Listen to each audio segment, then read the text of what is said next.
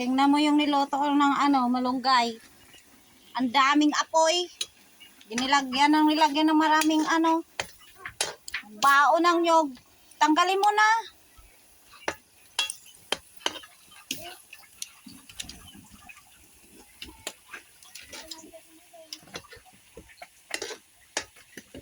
Ayan. Ano to? Ginataang malunggay. Kasama ang bunga. Hinaluan ng tinapa. Naglasa na.